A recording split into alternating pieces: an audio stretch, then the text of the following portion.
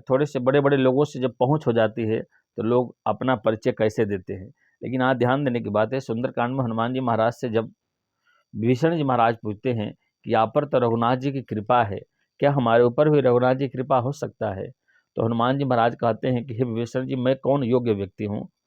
मैं तो ऐसा व्यक्ति हूँ कि असमय अधम सखा सुनो, मैं तो अधमों में भी अधम हूँ और मोह पर रघुबीर। मुझे अधम, मैं ऐसा अधम हूँ कि प्रातः जो मेरा नाम ले लेता है नो, ते दिन मिले न कौन आहारा, प्रात ले जो नाम हमारा। तो ऐसे व्यक्ति पर हनुमान जी का पात्रता देखिए, हनुमान जी कैसी योग्यता है, कैसी प्रबलता है, कैसी बुद्धि है, कैसी तीक्ष्ण उनके पास ज्ञान है।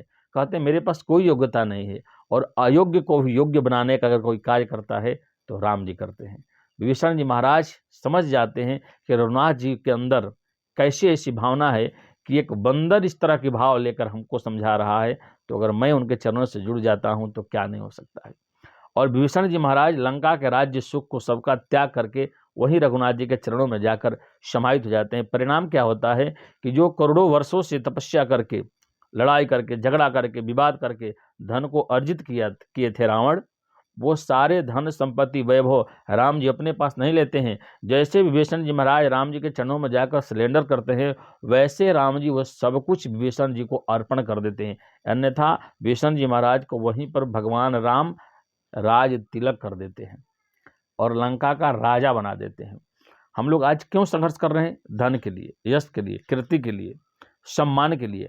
और जिस व्यक्ति को स्वयं राघव, स्वयं राम जी चंदन लगाकर राज मुकुट पहना रहे हो, इससे बड़ा सौभाग्य की बात क्या हो सकता है। राम जी मुकुट पहना रहे हैं। कौन राम? तो निगम नीत शिव धान्य आवा, जो भगवान शंकर के ध्यान में कभी कभी आते हैं, वो भगवान राम उन्हें मुकुट पहना रहे हैं, यश दे रहे हैं, साथ में धन दे रहे हैं, वैभव दे रहे हैं और लंका का राजा बना रहे हैं। ये क्यों होगा?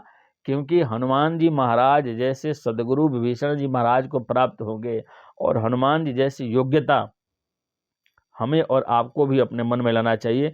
क्योंकि अगर हमारा कोई परिचय पूछे तो हम जिसके दास हैं, जिसके द्वारा हमको ये संसार में हम आए हुए हैं, हमें जन्म मिला हुआ है, जिनके माध्यम से हम दो चार अक्षर आज समझ रहे हैं, जान रहे हैं, उनकी वहाँ पर जरूर चर्चा करना चाहिए। ये नहीं कि केवल अपनी योग्यता दिखाने के चक्कर में पड़ जाना चाहिए। और आज यही हो रहा है, लोग अपने गुरु का, अपने माता का, अपने पिता का, अपने बड़ों का, अपने कुल खानदान की योग्यता वहाँ नहीं दिखा रहे हैं और अपनी योग्यता के अनुसार ही सब कुछ बता रहे हैं, जैसे मानो यही सब कुछ करके आए हों।